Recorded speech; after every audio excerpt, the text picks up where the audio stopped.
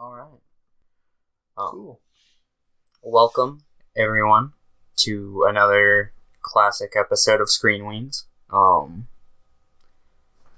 this week's episode, we are covering the Maniac Cop trilogy. You better watch out when you hear that sound. That means that the Maniac Cop's around. Once upon a time, he was a super cop, but the bad guy framed him to make him stop. They put him in prison where he tried to kill him. I don't know the beat to the song. Do you remember the song? Did you hear it?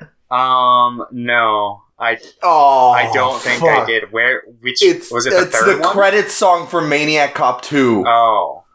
I must have just tuned out as soon as the credits started rolling. I know, I was about to turn it off. I'm like, okay, credits are starting, and I don't stay, especially if I have to watch, multiple movies, I don't stick around till the end of the credits. Unless I'm, sure there's gonna be something afterwards, but I was about to turn it off, and then they started rapping about Maniac Cop, and I'm like, what? Huh. I'll have to check that out. Here's my favorite line. Set him on fire, I shoot him with an Uzi, but he'll show up in your jacuzzi. Oh my god, I hate that. That's like... oh man, that's funny. It's pretty, bad, but it was pretty funny. You haven't seen TMNT 2 yet, but that reminds me a lot of, Vanilla Ice's Turtle Rap, only it's for Maniac Cop. Yo, I didn't realize this, but this is actually a pretty good time to have watched Maniac Cop because HBO picked it up for a limited series. I saw that Nicholas Winding Refn's doing something. He's I'm not sure if he's directing. I know he's executive producer on it. So yeah, that'll be interesting. I feel like now is as good a time as ever to make a Maniac Cop movie just for the political commentary behind it, or the social commentary. And honestly, I was surprised at how nuanced some of what it was trying to say was. It maybe not in 3, but you can tell that the first movie was trying to be half of this really kind of mystery noir horror film, but then by the second half of the movie it's pretty much just a corny slasher movie with some really good stunt work and Bruce Campbell and Tom Atkins, who plays a cop in every single horror movie from the 80s. Not really, but I'm being hyperbolic there. But fucking the Maniac Cop 2 is super fucking I don't know. It takes everything from the first one and just kind of cheeses it up, but it's got some great stunt work, I will say. Yeah. Yeah, especially the ending, which it seems we're just talking in broad strokes and we'll get into it in a bit later, but it seems like Maniac Cop fucking 3 just took all it a lot of the time it plays is just a remake of the second movie. Yeah. But just worse. Yeah, no, to be much worse. Straight up spoiler, I don't think this is going to be a secret. I don't think either of us liked Maniac Cop 3. Yeah. Yeah, it kind of... But anyway, go ahead. I was going to say, it kind of gave me Candyman 3 vibes, but I've only ever seen the first 5 minutes of Candyman 3, so I guess that would probably be much worse. At least in terms of it seemed much worse in terms of the quality, at least. I'd have to recheck it out though, because I saw it when I was a kid. Oh, okay. So what, have you watched anything else this week? Anything? I know you've been watching some stuff with us. Yeah, I watched the stuff with you. I rewatched the third Gundam movie. And then I think the only thing outside of the movie club that I've watched this week is I watched a few Scooby-Doo movies. I watched I saw you watched Arabian Nights, Scooby-Doo and Arabian Nights. Yeah. That movie's really, really, racist. Yeah, no, I did not. And also just really boring. And it's not a Scooby-Doo movie. Like, I feel like they're in it for, like, 15 minutes. If that, like, honestly. Or probably about that. It was just like, oh my gosh. I did not have a fun time with that one. But, yeah. It's pretty... I watched that one. I watched, Ghoul School. And, I was like, Thomas isn't gonna like this. A lot of people like Ghoul School. I'm not sure if, like, it's for nostalgia, like, growing up with it, but I think Ghoul School's, like, terrible. And I like a lot of, like, pretty cheesy and silly, like, Scooby-Doo movies, but I think Ghoul School's just pretty boring, too. I don't know, like, the whole, like, concept behind it, like, I just wasn't a huge fan of. I don't know why Scooby and Shaggy were, like, these girls' fucking coach. It's just like, yeah, this is what we're doing for this movie. And I get that's how, like, the early movies started, was just... Yeah, it was just Scooby and Shaggy kind of wandering around. Yeah. And that's, Reluctant Werewolf, I still need to rewatch it. There's a part of me that I'm, like, really afraid I'm not going to like it anymore. Yeah. Because I remember, like, loving it, but... That's one I really liked as a child, and I feel like some of the criticisms I had against Ghoul School wouldn't have I wouldn't be as critical of them in that one, because, like, one of my biggest critiques about Ghoul School was just the fact that it's like, oh yeah, they're just gonna go train, like, the Dracula's daughter and the Frankenstein's daughter, and it's just like, oh, these are real monsters now, and, you guys are just training their kids in volleyball, was it, that they were playing? I think I said soccer here, but I think I was just throwing in generic sport.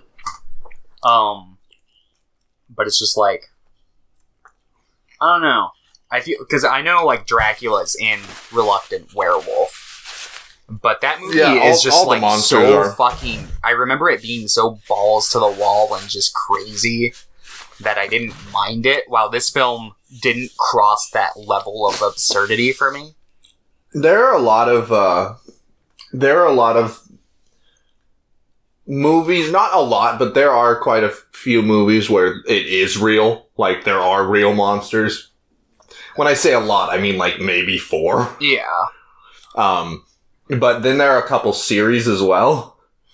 And one of the series, Scooby-Doo and the 13 Ghosts, I believe, had that movie come out last year or 2 years ago.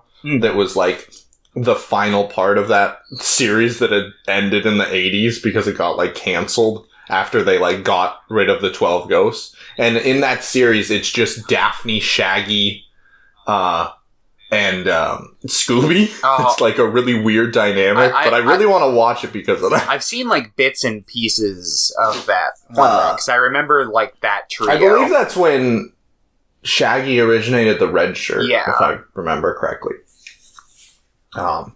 But those are, like, actual ghosts they release, but then this 13 Ghosts movies, it kind of retcons it into being like, no, it wasn't real. But in that movie, it's like, Velma has, like, a big folder of, like, files that haven't been solved. She's, like, obsessing over, like, things that are supposedly real. She's like, it can't be real. And in the folder, she's, like, sifting through it, and there's a picture of Shaggy as the werewolf. She's like, we only have one case left. So maybe one day they'll revisit Reluctant Werewolf. Maybe. I hope they do. That would be cool. Or maybe I don't. I don't know. Maybe I'll rewatch Reluctant Werewolf and I'll reevaluate that thought. But yeah, I watched that one. I watched the Hollywood one, which I thought was, like, pretty weird. I kind of like it. It feels... It's very dated with a lot of its references, but it's like this weird little time capsule thing where it's like... Because I think that movie's okay. Like, there are definitely parts to it, and I do get the time capsule moment, like, idea. Yeah. Because you can tell it's, like, at the point, because I think it came out around the same time that, like, the 3rd season did or whatever for the original series, because there's, like, that huge gap in between, like, the 2nd season and the 3rd season that they did, if they titled it a new series or whatever. But, and it just seems like they were like, it came from, like, the point where they were like, holy shit, Scooby-Doo is going to be this timeless and very profitable property for us.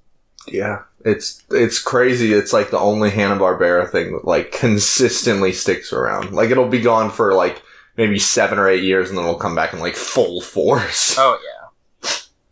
It's like, the rest of Hanna-Barbera has been, like, degraded down to, like, fucking cereal commercials, like, with the fucking Flintstones. I mean, the Flintstones, at the very least, has, like, things that it sometimes gets back, but, like, so does Captain Caveman, Jabberjaw, fucking Dick Dastardly, they're just like, nope, the only thing, Blue Falcon is like, nope, you can only be in Scooby-Doo stuff. Is Tom and Jerry Hanna-Barbera?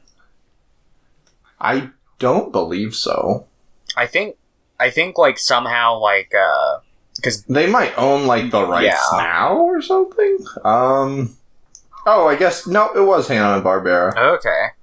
But they're not, I mean, in terms of, like, classic cartoons, I feel like people remember Tom and Jerry, but I feel like Tom and Jerry is not recognized as the branding machine that Scooby-Doo is. Yeah, but Tom and Jerry still consistently puts out, like, specials and movies. And most of them are bad, but they do. I noticed that most of them are, like, public domain stories, like Wizard of Oz or Treasure Island. I don't know if that's an actual one they do. I'm just guessing with that one. But. I mean, probably. I did finish my Scooby stuff. I finished all of the movies. Oh, nice. Scoob fucking sucked. I was so... It just makes me sad because I see all the stuff with Matthew Lillard online where he's, like, super bummed that they replaced him for it. I'm not even sure, like, what are they doing? Because I'm pretty sure he's still going to be the voice for, like, the direct-to-TV stuff. I'm sure he is. I'm sure this is probably just, like, a one-off movie, but... Well, and they wanted this to be the start of, like, a Hanna-Barbera universe. It's very obvious from the movie, and even the trailer. Yeah. Which I don't think is necessarily a bad idea. I think a lot of these characters, like, should be brought into the modern day. I like Captain Caveman. I like Jabberjaw. Like, there are things that I really like. But it's just... The movie felt like it was, like, a superhero team-up movie. I don't know if you read my review for it, but the problems I have with the movie stem from it feeling... like a DC movie? Oh. Huh. Like an early DC, like, universe movie. As in, they're rushing to the team-up film way before they should. Like, they're introducing a new world where the characters act pretty differently, in my opinion. And they're introducing, like, it actually reminds me of Arabian Nights as well, because it doesn't feel like a Scooby-Doo movie. If anything, it's a Blue Falcon movie. Oh. Which, cool, Blue Falcon's cool, but, like, Scooby-Doo has already had a movie with Blue Falcon, although in that movie, it's the actor portraying him, and, like, Blue Falcon's, like, a TV show in that universe. But that movie's really good. And this movie sucks. Got him. I do like Boo Brothers, though. Yeah, that one's fun. I was happy to like it. I don't like the Boo Brothers themselves, though. Yeah, they're just kind of like a Three Stooges in ghost form, and I like the concept of the Boo Brothers. Like, I wouldn't mind seeing them brought back if they were given different personalities. I just think, like, the structure of the film itself, like, there was no reason to have the Boo Brothers. Yeah. I feel it. I like the concept of, like, these ghost-busting ghosts, though. Like, I like that concept. Me too. But, yeah, Blues Brothers is fun. I've got some problems. There's some plots that all, like...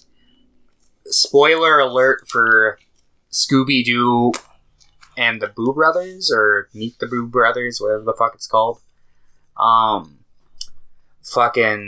So, like, there's a hillbilly plot, and, like, they all kind of have ends. Like, we have a last time we see these plots, but I don't feel like any of them get, like, resolved, because there's, like, an escaped gorilla, and they give it a mechanical horse, and then that problem is just solved. They're like, okay, he's having fun on the horse. There's a butler who's repeatedly been, like, stealing jewels from Scooby and Shaggy the whole movie, who just disappears.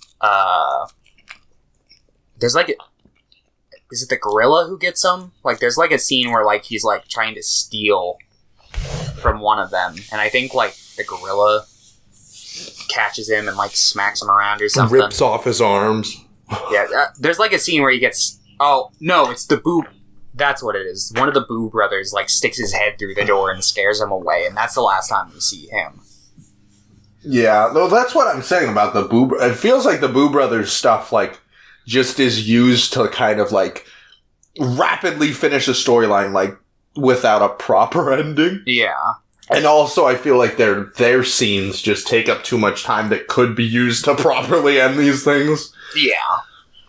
There's also, like, the hillbilly plot. Like, they could have ended it with the time he was being chased by the bear, but instead they decided to, like, show another time where he, like, falls off a mountain, and he, like, survives. We see him land, and he's fine. It seems like he's gonna come back, but he just doesn't, and neither does his sister, who's been, like, repeatedly trying to just, like, be with Shaggy the whole movie, and he's just like, whoa, back off, I don't want it. Oh my god. Oh, what? News report. Oh. The Snyder Cut is being released. Of course. Like, it's actually being released. Well, I kind of figured it would at some point when, like, what was it, less than a half a year ago, every single, like, actor who was in the Justice League movie, like, tweeted the hashtag release the Snyder Cut or whatever. Yeah, but the thing is, like, there's no way that, like, the movie's done. Oh, no. Like, it's obviously, like, there are unfinished, like, effects work. So that means that HBO, who's going to be releasing it on HBO Max, is going to be funding all these, like, additional effects work and stuff. And I'm just like, why? Just let it die. Oh. Justice League is an awful movie. And even if, like, the Snyder Cut improves it by, like, 5 times, it's gonna be like a 5 out of 10 after there. Yeah. Like, I gave Justice League a 1 out of 10. It's, like, one of the worst superhero movies I've ever seen. I doubt that this Snyder Cut is going to fix all of the terrible problems I have with it. Probably. Especially because Snyder, in general, not a great director. Like, he's done stuff I like, but, yeah. I'm not... He's consistently disproved himself in my eyes. I like Man of Steel okay, but I haven't seen it since 2013. I saw it in theaters. I liked it in theaters. I haven't seen it since then, but, like, I don't really like 300. Batman vs. Superman is the worst superhero movie I've ever seen, I think. Yeah, Dawn of the Dead is good. I like Dawn of the Dead. Yeah, I haven't seen that, but I feel like I'll like Dawn of the Dead, and, like, I feel like I'll think that his Owl movie is kind of okay, like, for what it needs to be. Yeah. And I don't know, I've heard that Watchmen's alright. Yeah, I haven't seen I've heard it's alright, and then I've also heard it's dreadful from some people that, like, people love who Watchmen, read the comics say it's dreadful for the most part, and then people who have only seen the movie, from what I've gathered, are the ones who really like it, which tends to be the case with stuff like that. I don't care how things compare to their source materials at all. Like, even if I'm a big fan of the source material, I will just view it as a movie. You know? Like, it's just... Yeah, it's a real case-by-case basis for me. It depends on the source material and what they're going for and what their intent is with it. But it's funny, I was looking at...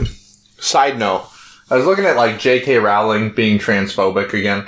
Because, like, I don't like that woman. But I was thinking about how, like... I remember when people would always say that Harry Potter... like, the movies don't live up to the books. And I tried to read some of the book recently. Did you read? I don't think I read, like, I think I was reading part of 4. Yeah, because I don't think those books are very well written. I read the first 3 when I was in, like, elementary school. And I just didn't really bother with 4 on, because like I had seen the 5th movie and I was like, I'm not really digging the like Harry Potter much anymore, and I just kind of like fell out of it. I still need to like go through and watch the movies or read the books or whatever, just because I want to see it all, since it's such like an iconic pop culture thing. But that way I can at least be part of the conversation. But yeah, that way you can at least make fun of people who like Harry Potter. Yeah, got him. I see. I feel like I'm in the minority of the fan base. I really like the kind of whimsical fantasy world set up in the first 2. And I don't like it when we've talked about this before. I know we've talked about this before. Have we talked about it on here before? No, I don't think so. Okay, yeah. I don't like the when it starts becoming just when it starts taking itself more seriously. It's just like, not really my thing. If you like it, you're totally able to. Like, I'm not judging anyone or anything. Like, I haven't even gone through the majority of the second half of Harry Potter, I guess. But the thing is with like that darker tone is in the first like 3 movies. The third one has like a darker tone, obviously, but that movie's great because Alfonso Cuarón's a fantastic director.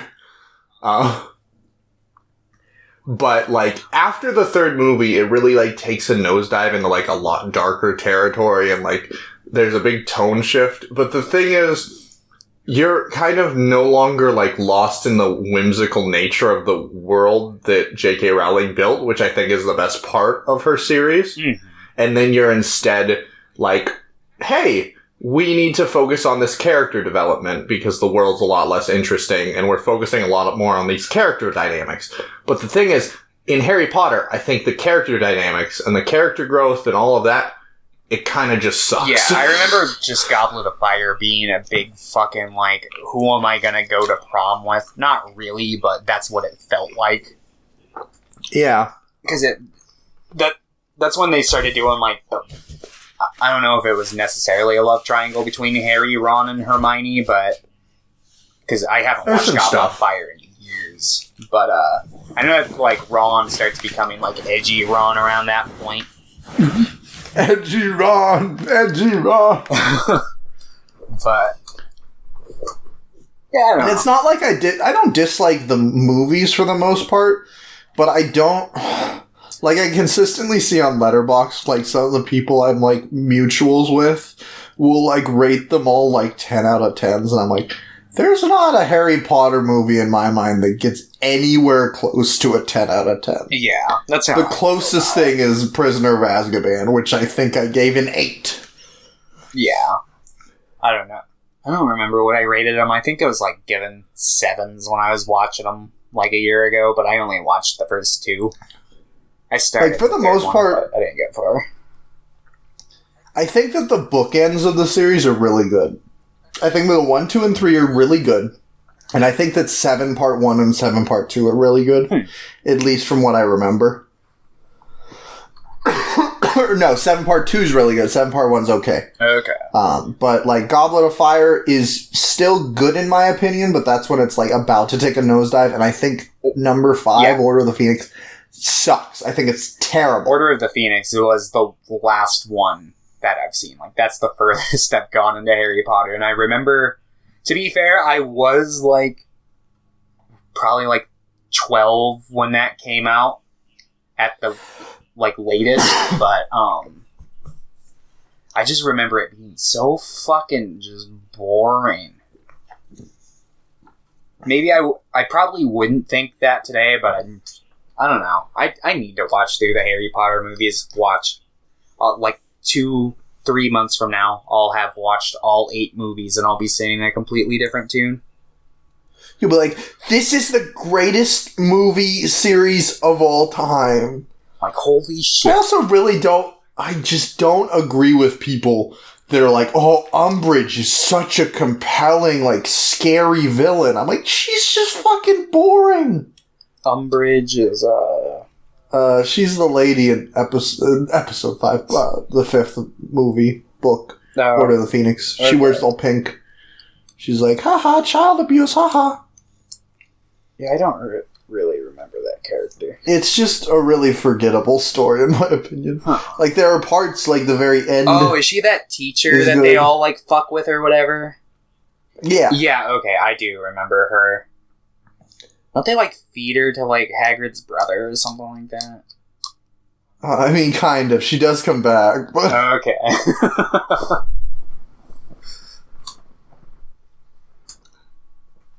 Well.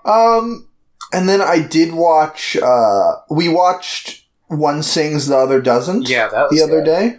Which I really, really liked. And then pretty much right after that, I watched Murmurs, which is a documentary about, like, murals around Los Angeles and, like, the people behind them and the communities around them and stuff. That was fantastic as well.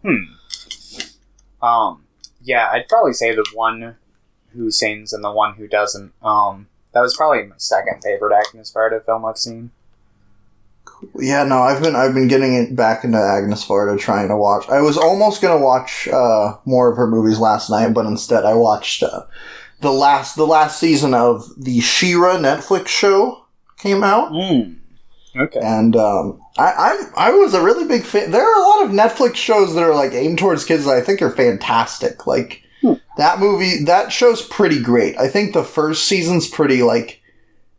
It's good, but it's nothing special. But, like, by, like, the last season, I was like, this is actually incredible.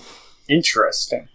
A lot of the ending really reminded me of what, like, The Rise of Skywalker should have been when it ended. Huh.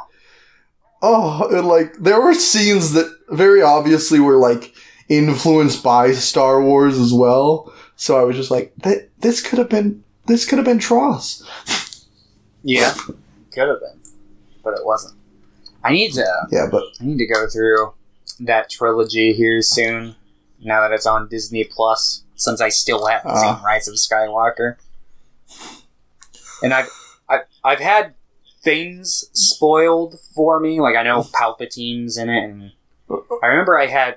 Well, yeah, he's in the, like, trailer, but I'm sure you don't watch the trailer. And I remember Red Letter Media had spoiled something for me, but I already forgot what it was. Well, yeah, don't spoil it for everybody else. I won't. I can't remember what it was, so...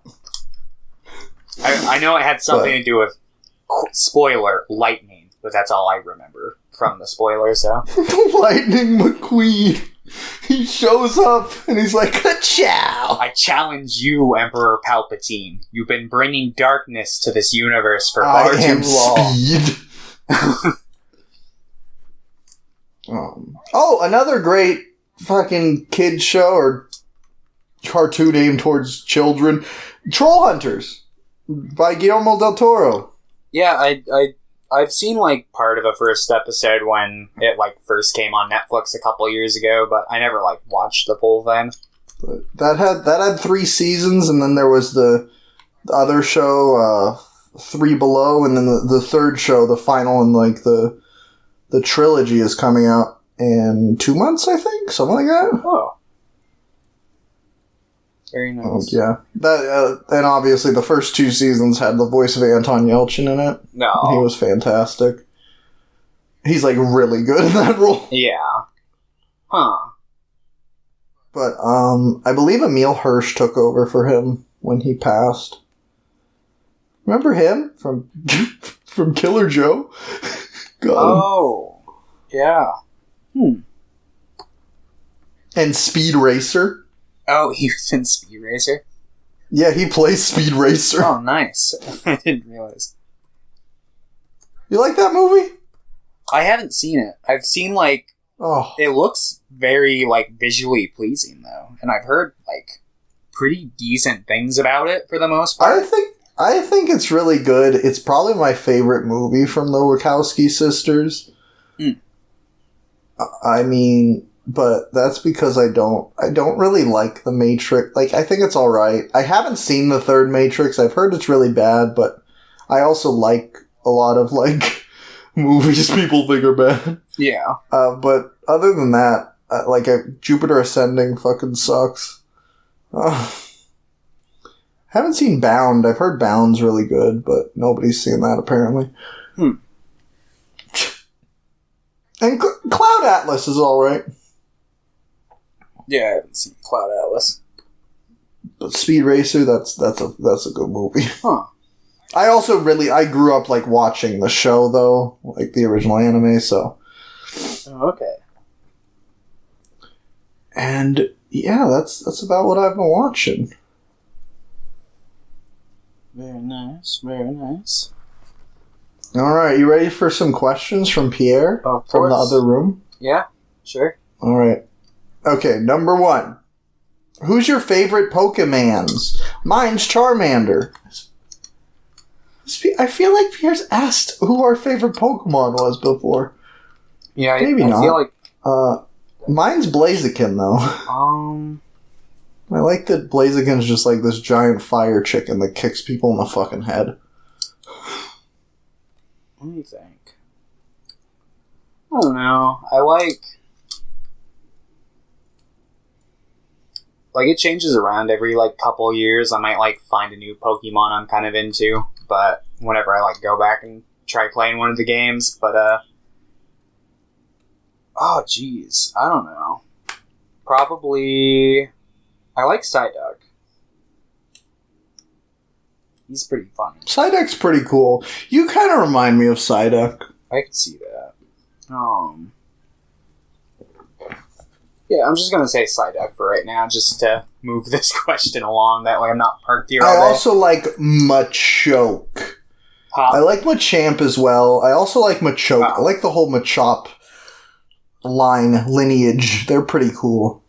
I just like things that look like they're gonna beat the shit out of me. Number 2. Do you think it is okay to lie if you are trying to help or protect someone? Yeah.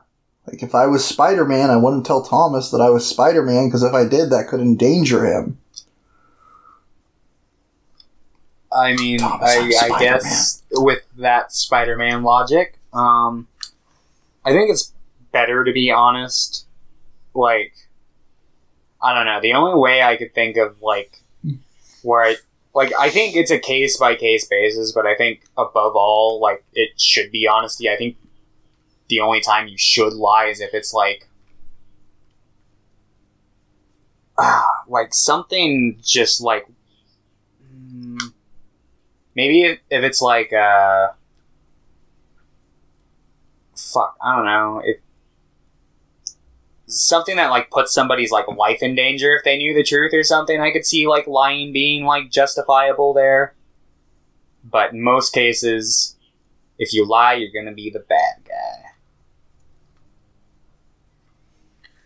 Yeah, and that's why Pierre's the villain. Yes. And number 3, do you think that David Lynch is a dog or a cat person?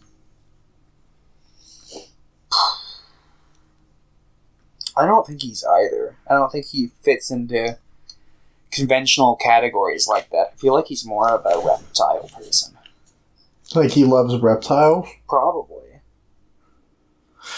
I was gonna say he probably, like, is a monkey person. I mean, well, besides Pierre, who isn't?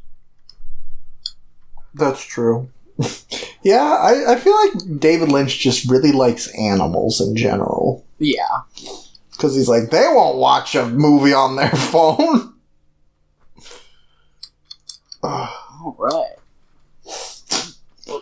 Well, we did it. Thank you for the question. Thanks, Pierre! Thanks. He's in the living room playing Kingdom Hearts 3DS on his PS4. Nice. Good old Kingdom Hearts. I hate Kingdom Hearts. Got him. There's my hot take of the day. I feel like I give hot takes in like every fucking podcast. I'm like, Harry Potter sucks. Kingdom Hearts sucks. Yeah? Agnes Varda is the best director of all time. Maybe not best, but she's quickly becoming, like, I feel like she's, like, my second favorite director right now. I wouldn't put her quite up on that scale for me yet, but I've only seen, like, a small handful of podcast. So. Yeah. Yeah, but I'm probably going to watch The Gleaner's Annihilator. Seems like my jam. No? Do you know what a gleaner is? No.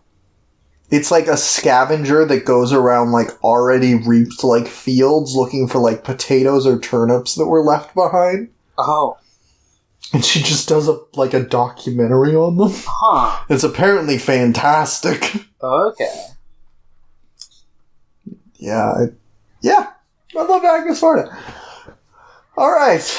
I guess it is time to talk about the Maniac Cop. Yeah, the movie that I think Bruce Campbell is quoted as saying at one point was his worst movie. What? I think he said that like around like 2001 or something like that. Let me see if I can. That's a bold statement.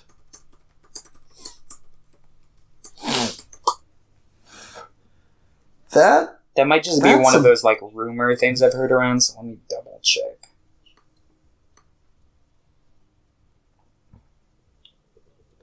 I mean, like, I haven't seen a lot of his movies, but like, I've seen movies of his. He's in Congo. Worse than Maniac Cop, so. But usually he's not in those movies for too long. Like, he's barely in Congo. I think he was also going through like a divorce at the time of Maniac Cop, so maybe he's a little biased. That's true, because I like Maniac Cop fine. I thought it was kind of silly, but I enjoyed it. Yeah, I thought it knew what it was for the most part and delivered. One point, and later on in this movie, Bruce Campbell kicks a shotgun out of the Maniac Cop's hands. He does like a Song King Ho kick. It's great. Yeah. Does Bruce Campbell like Maniac Cop? Does Bruce Campbell like Maniac Cop? I'm like looking through. I'm not seeing anything about it now that I'm looking it up. So maybe that was just a figment of my imagination. I don't know.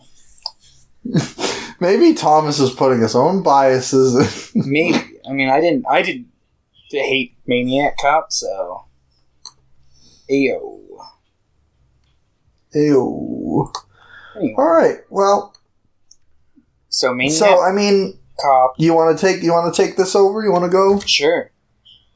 So basically, Maniac Cop is this movie from 1988. The director had directed a movie called Maniac before it, and he got the idea for this movie called Maniac Cop. And, him and Larry Cohen. Yeah, Larry Cohen is the one who had the idea. Writer. And he basically, like, gave a synopsis to William Lustig, who directed it, and William was like, hell yeah, I'm gonna make this movie. And then, like, they got in contact with Bruce Campbell, and they're like, we don't have a script yet, but we want you in it. So he signed on. I'm actually surprised that I watched a William Lustig movie before a Larry Cohen movie. Like, I still haven't seen The Stuff or Q or anything, or It's Alive, so that was pretty surprising. Yeah, I've seen It's Alive. I don't know if Did you like It's Alive? I've heard it's pretty fun. I think it's funny. I haven't seen it in a long time, so it's hard to gauge if I would like it now or not, but I thought it was pretty good when I saw it when I was like 12. I think the puppet looks pretty cool. I like the concept. Anyway. So yeah, basically, it's a movie about pretty evident by the title of the film, but a maniac cop. Kind of. I guess he's not technically a current employed police officer when he's killing people, but he was a cop at one point. The maniac civilian. Doesn't sound quite as epic. So, okay. So the film begins with this woman. She's being like chased, or she's being like followed, and she's about to be like mugged by a couple guys. But as she's running away from them, she sees a cop straight ahead, and she assumes she's safe. So she runs to the cop and starts asking for his help, and he just picks her up and snaps her neck right there. And the muggers get arrested, The next day, they get, like, accused of her murder. They're saying, like, no, don't get us wrong. It was one of you guys. But, yeah, so this happens. Word starts to spread that there's, like, a crazy cop on the loose going around killing people. And we meet Tom Atkins' character, who is... What is his name? Let me look real quick. McRae in the movie. Frank McRae. Frank McRae. You know, this movie is structure and sort of the second movie structure. It reminds me of the second movie in the Tears trilogy, Inferno. No. Because of the shifting protagonists. Yeah. I could kind of see that. But yeah, so Tom Atkins is like the main star for kind of like the first half of the movie, and then it shifts over to Bruce Campbell and what is her name? Lorraine Landon. But I haven't seen her in anything else. Apparently she's in some other Larry Cohen movies though. Including... I feel like Larry Cohen is just like competent Charles Band from what I know about him. Yeah, pretty much. It seems like he's much better at executing his ideas for these extremely, like, absurd instead concepts. of just making movies that, like, just feel like money laundering schemes. Yes. No. I was looking at Larry Cohen's IMDb, and a movie called Blade Rider: Revenge of the Indian Nations had caught my eye because I thought it was a Blade Runner movie. Anyway. Blade Rider. Instead, it is a extremely racist looking Western. Nice! Yes. Anyway. So, oh god. I'm on user reviews. How did I get here? So, Tom Atkins' character, fucking McRae, he's basically suggesting to the superintendent, he's like, look, I think that we should ask around. I think that we should get all the police psychic evaluations. And the dude's like, and the superintendent's like, no, we're not doing that. That's pointless. Costs too much money. There's no way it's one of our own. And I hate that he's kind of validated because he's technically right when you, like, look at the movie, because it turned out not to be someone who was, like, under their employment, but I think in this situation he should have probably done that. Yeah. But, so Tom Atkins is basically just going around and he's trying to investigate this huge fucking ginormous cop guy who's going around and killing people, civilians. And nobody is really buying the fact that it's a real cop. But, he's basically told to keep his mouth shut, so he goes to the press, which is where we meet one of our other main characters, who is Teresa Mallory is the character's name, played by Lorraine Landon. And he basically gives her the scoop, and she does a piece about it on TV, and gets, like, all the people worried. And one of the first scenes we see is, like, this old lady who, like, shoots a cop, who's just, like pulling her over. In the head? Yeah. She's like, you're not gonna get me, and just shoots him in the fucking head. Yeah. It's just like, oh my god. So obviously a big stink is being made about it. And while all of this is going on, we get a look into the life of Jack Forrest, who is a police officer. And the way that they first frame him and set him up, they try to make it seem like he's the Maniac Cop. We get some, like, extremely ominous shots of him putting on his uniform from, like, behind. We see that his wife's scared of him. He's basically acknowledging that, like, their marriage is over because she's, like, a wreck.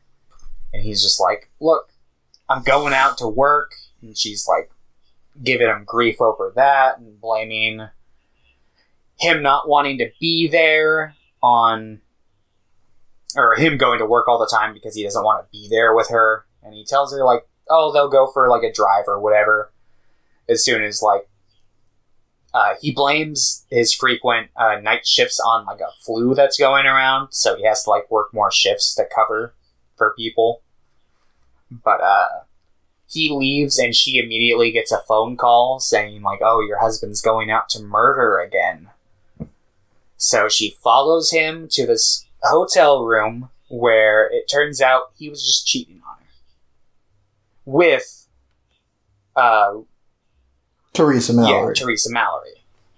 So, she, like, like, the wife pulls a gun on him real quick, and then she leaves, and she ends up getting murdered by the real Maniac Cop. So, obviously... The next morning... Yeah, the next morning... Her body's found in that motel room. Yeah. So, he gets the blame for it, because he basically, like, confesses, like, yeah, no, I was in that hotel room with her last night. And so they're like, oh, yeah, well, we're arresting you then. And he's like, oh, but I have a witness to prove that it wasn't me, but I can't exactly say who it was. So he ends up, like, meeting up with McRae's character, Tom Atkins, and he spills the beans over who she is. And, so Tom Atkins, like, gets in further contact with her, and they're basically going on a mission to prove that he is innocent. And I'm trying to... Oh, yeah, okay.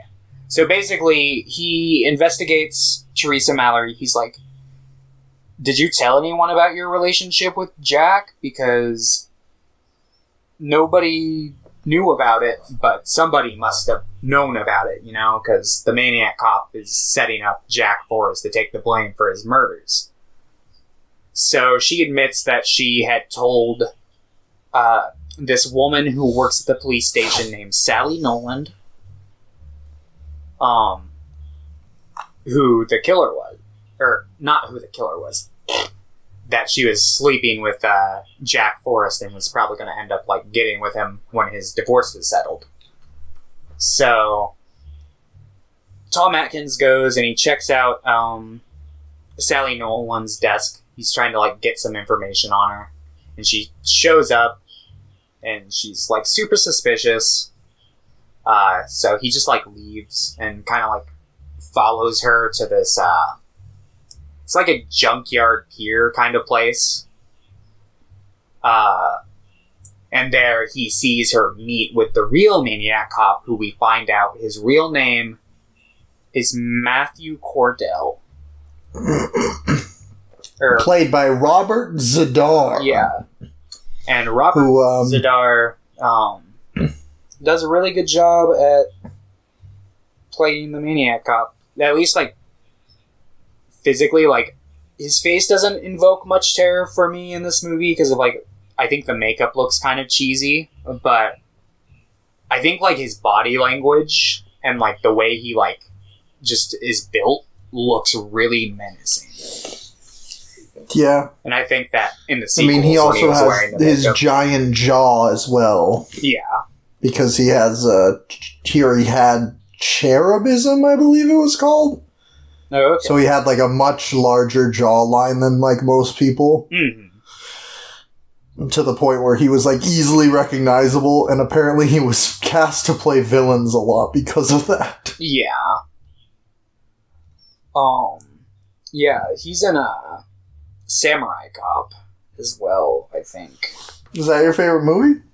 No, I haven't seen it. I've just seen, like, stuff about it.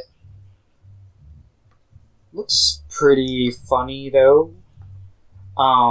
He's in Future War. Oh, is he? Yep. Huh. He plays Cyborg Master. Interesting. So anyway, so he finds out his name, he's seen, but he, like, ends up leaving. And then, that woman who I mentioned, what was her name? Like, Sally? Is that what I said? Sally Nolan, she ends up getting ditched by Matt there, and she's basically like realized that she's become useless to him now. So Tom Atkins goes back to the police station, and I think this is where like the big thing happens. If I'm not mistaken, let me double check by pulling up the plot synopsis. I watched this movie a couple days ago. Oh, Frank goes and he like visits the records department and reads a bunch of stuff on Matt Cordell.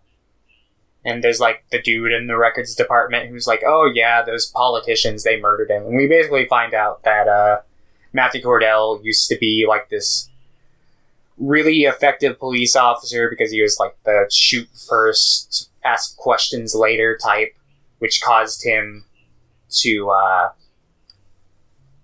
basically like when the time came that he tried focusing on like actual like high political figures and mafia connections and stuff like that, he got fucked over and sent to prison full of like people that he had sent to jail, and there they like cut him up and they killed him, quote unquote.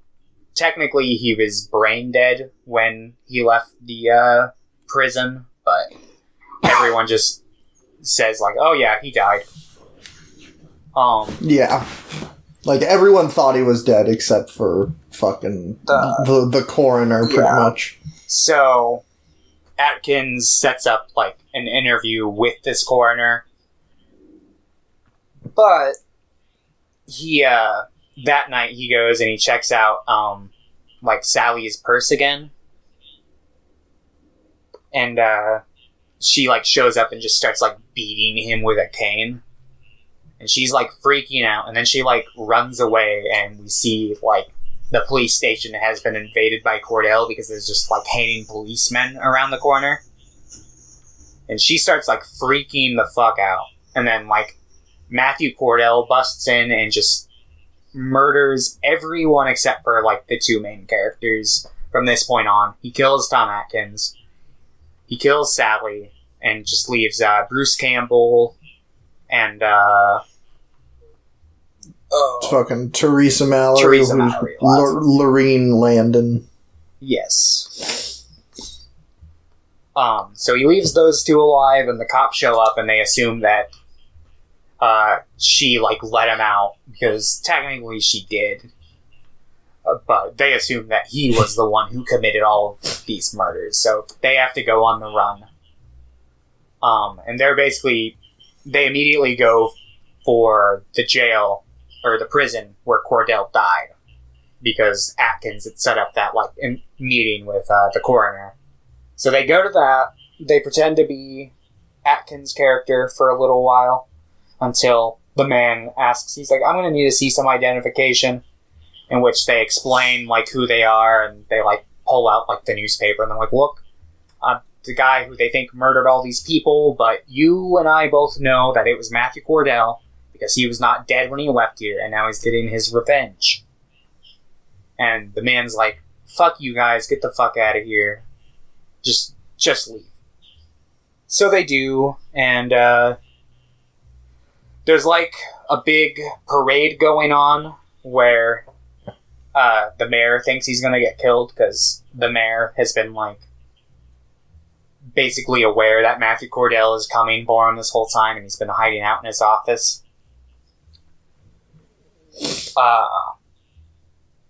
So Teresa Mallory and Jack Forrest, they both go back to the police station. Is it I'm trying to remember exactly why they went back there. They went back to Mallory is going to warn the commissioner and captain about Cordell.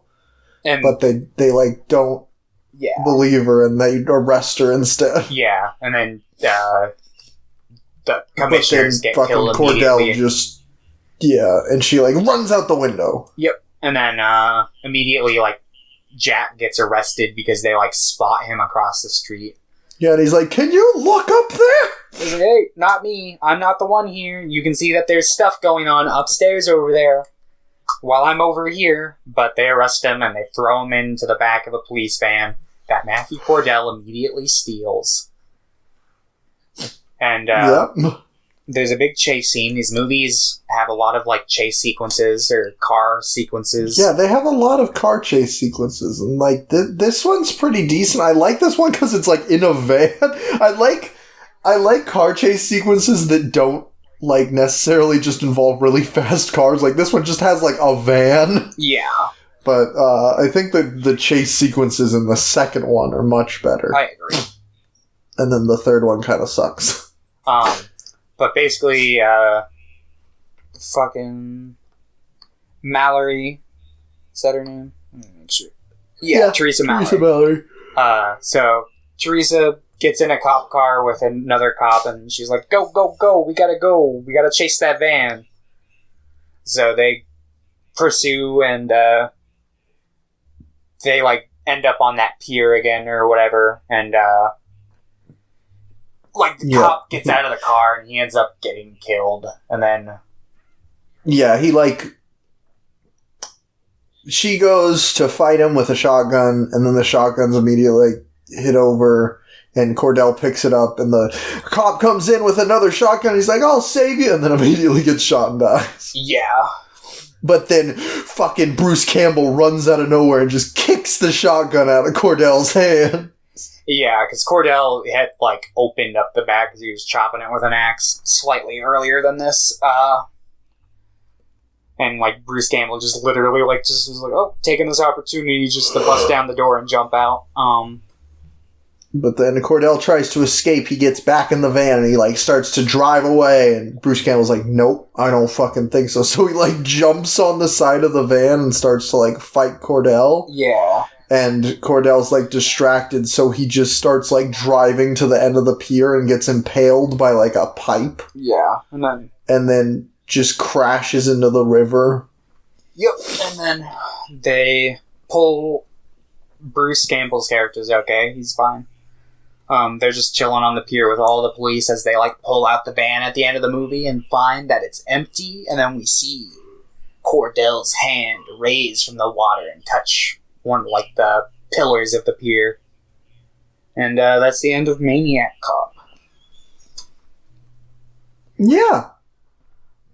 I think this movie's alright. Like, I see... Overall, I think I enjoyed it. Yeah, like, I don't think this is gonna go down in, like, one of my, like, when I, like, go through a horror phase, I don't know if this will be, like, one of the movies or franchises I'll ever, like, rewatch, but, like, I thought it was okay. Like, I like Bruce Campbell on it, and Tom Atkins does a pretty decent job as well.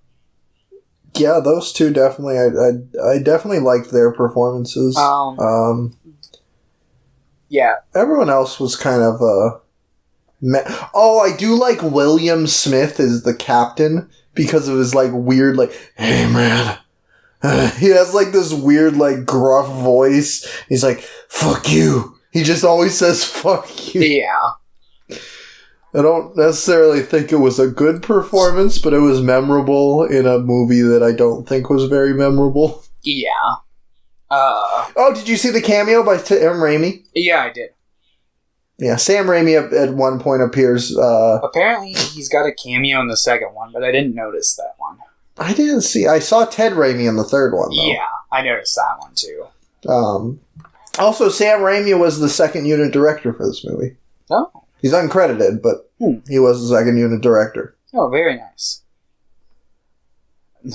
I like to think that just whenever, like, Bruce Campbell takes a job, that Sam Raimi is just, like, his +1. He's like, okay, I'm coming.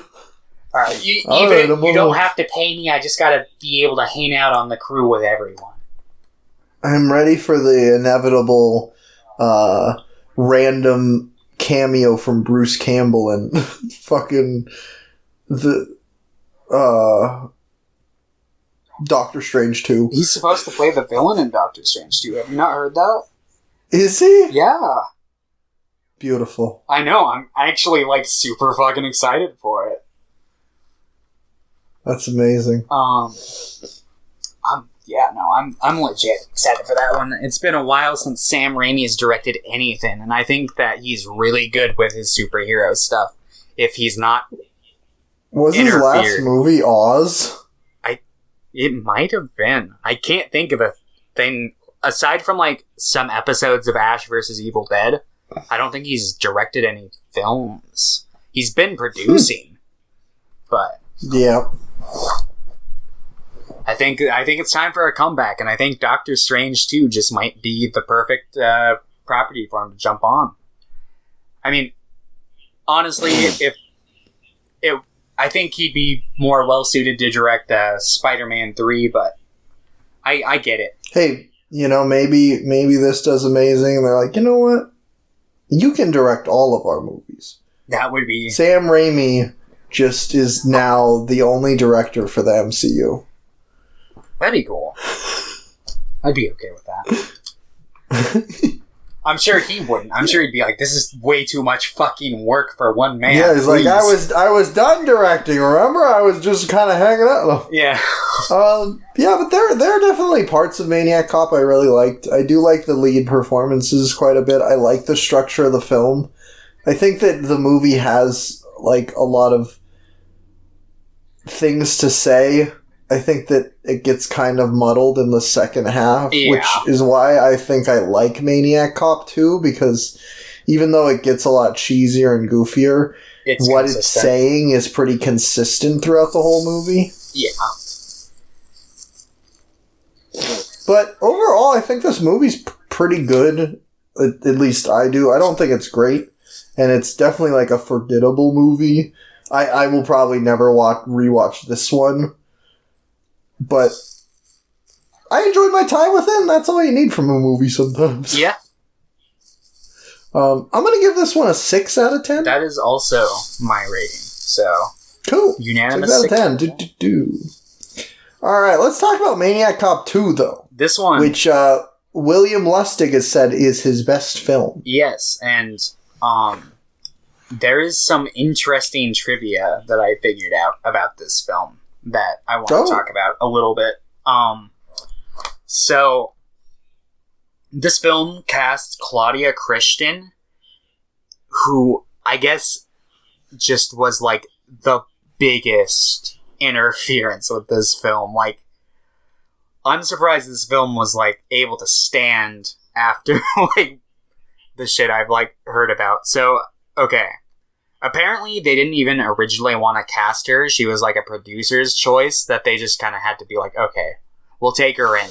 And apparently, she was a nightmare to work with. She's the person who plays the main... Susan Ripley. Yeah. Huh. I'm getting weird. Interesting. Because I didn't think she was like bad or anything. I thought she was fine in the movie. But she was supposedly like a nightmare to work with, to the point where she like... went out and like compared like trailer sizes with the other star of the movie, Robert Davi. Robert Davi. Yeah, she like was like, oh, his trailer's like 10 feet bigger than mine, yada yada, and she like threw a big fit about that. And apparently, this is the thing where this is like the really big one where I'm like, oh, this is what makes me think that she's. I feel bad for her in the situation, but it's like, oof, this was a big oof moment. So you know that scene where she's like handcuffed to the steering wheel and she's like rolling down the hill? Yeah. Great scene. Yeah, that is a great scene. I really like it. I think the stunt work on it's really good. But apparently there was a bit of an oopsie while they were shooting that scene, because apparently what they did to achieve that stunt was like they had the car like tethered to some sort of like truck or something that was like pulling it, and they had like this like board that she was standing on for like the scenes. But apparently in one of the scenes, or at one point while they were shooting this, the board like broke, and oh shit, she like her legs hit the ground while she was like going like 30-40 miles an hour. And apparently, like, in terms of, like, at the end of that day, like, when they were, like, checking to see if she was okay, she was fine. But the next day on set, she started, like, bleeding a lot, like, down her legs, and it turns out she had a miscarriage. Oh my God. When she was doing her physical to be cast for the film, she withheld the information that she was pregnant, and they ended up having to postpone shooting for this film, and they had shot so much footage up to that point where, like, they couldn't recast her. So the only way that they could, like, get her to, like, come back and finish shooting for the rest of the movie is if, like, they agreed not to sue her for, like... Because they were going to sue her because she had caused, like, so much, just, like, drama interference and problems. Setbacks, yeah. And, like, they were, like... They had to take a hiatus that they were still paying people for. Because... Jeez. Yeah. And it was just, like, the film lost a lot of money. And it was just like, oh, God. So she basically got off, like, scot-free, minus the fact that I think her reputation, at least with the people she worked with on this film, was absolutely ruined. Yeah, I mean, there's a reason she isn't in Maniac Cop 3. Yeah. Apparently she does a bunch of video game voices, though. I was, like, looking. Yeah, she's in, she does a lot of voices for Bethesda. Yeah, I noticed that. A lot of Fallout, and she's in Skyrim. But, yeah. That's pretty much the interesting fact I wanted to talk about there. I like, heard that, and I was like, what the fuck?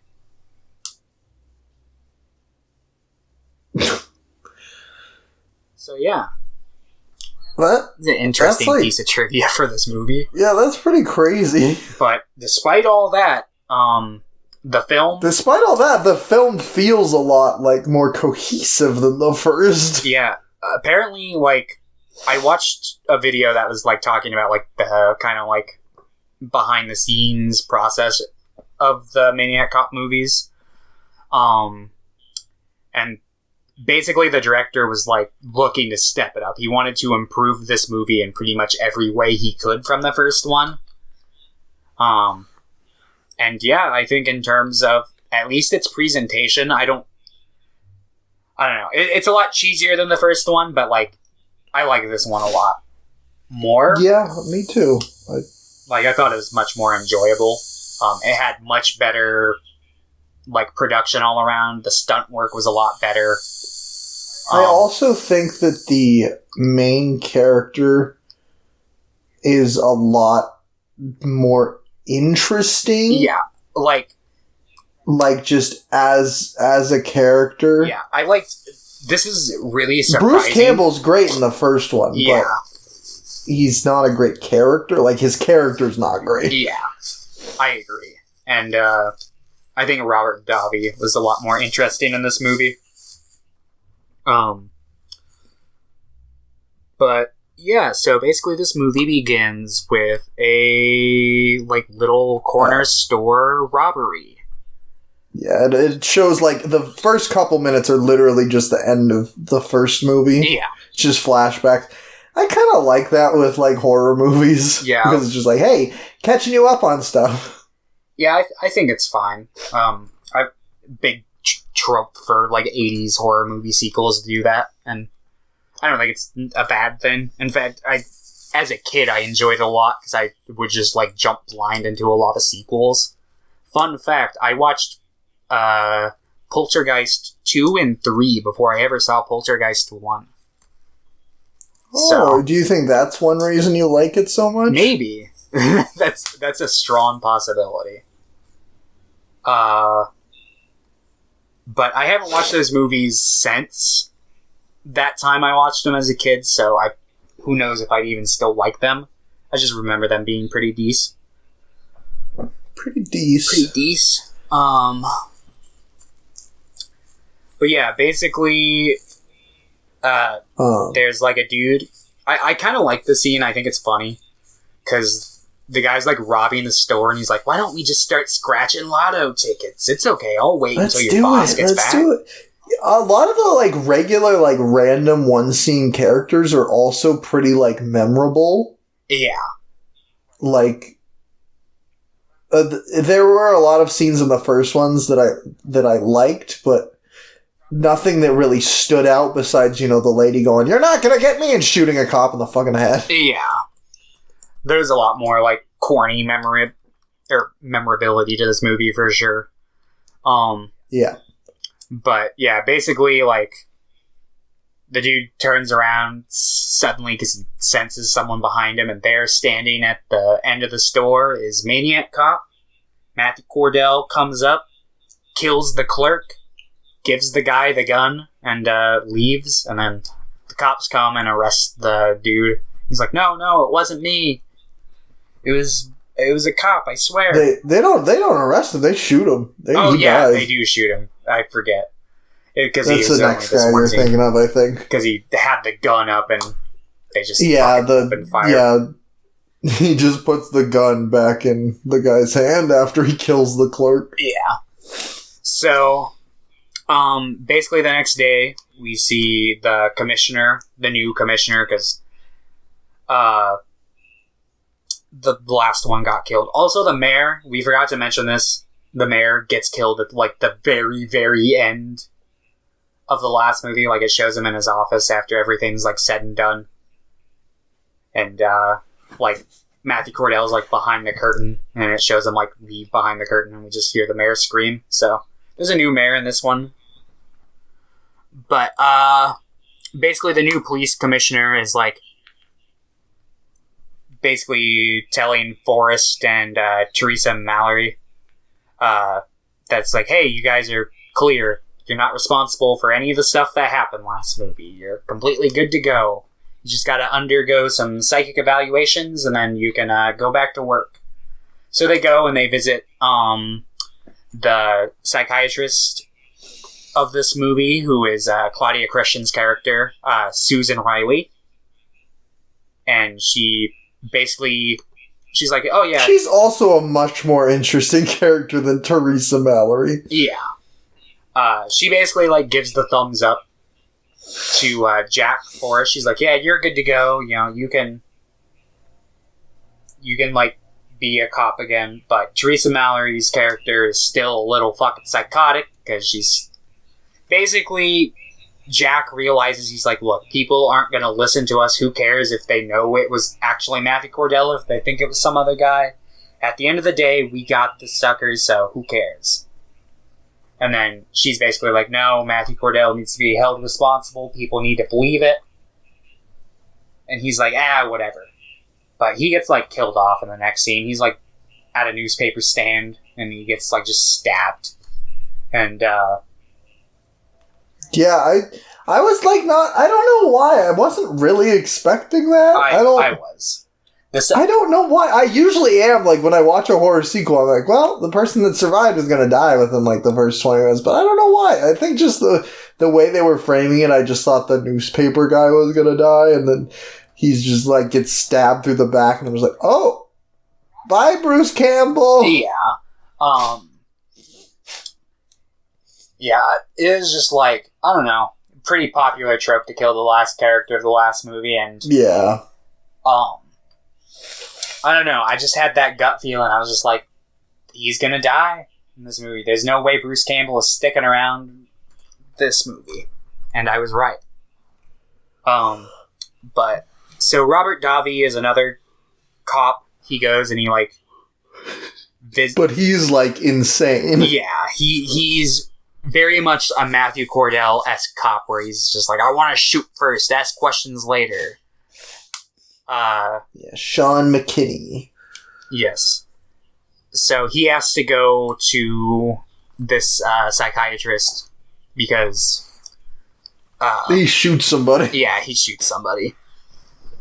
And she's basically, like, asking him, he's like, look, I know what I did. I don't think I'm crazy. I think what I did was right. So fuck you, lady.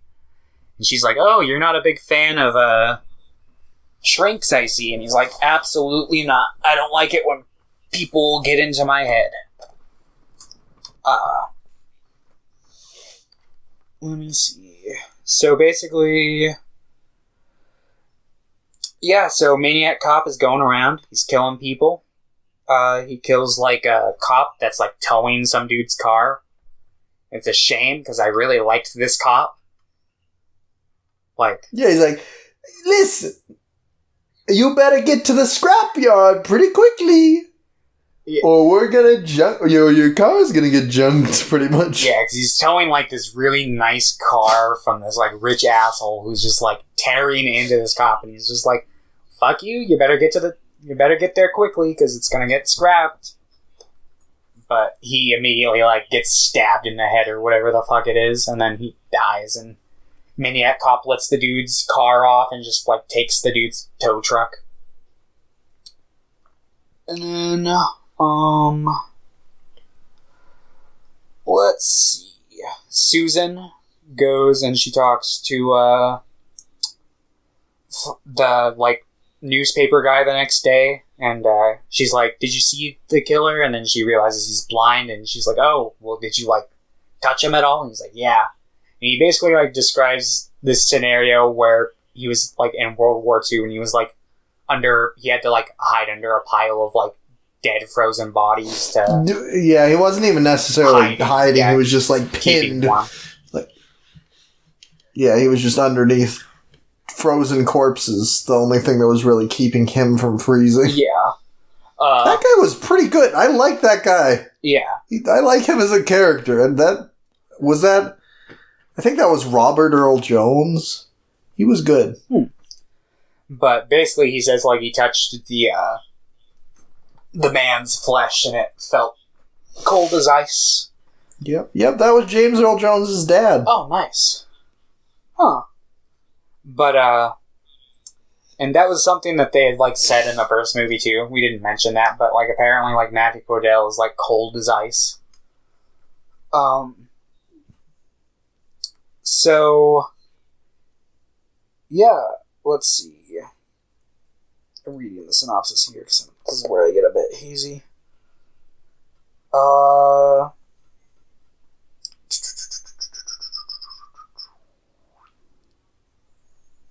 yeah. So, the dude who was gonna have his car towed, gets arrested.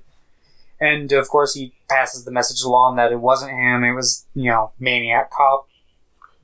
And they're like, whatever, fuck you. Not believing him, because that became, like, the go-to excuse for, killing cops after, or if, like, somebody died or whatever, it's a common thing that people will say, I guess. Yeah.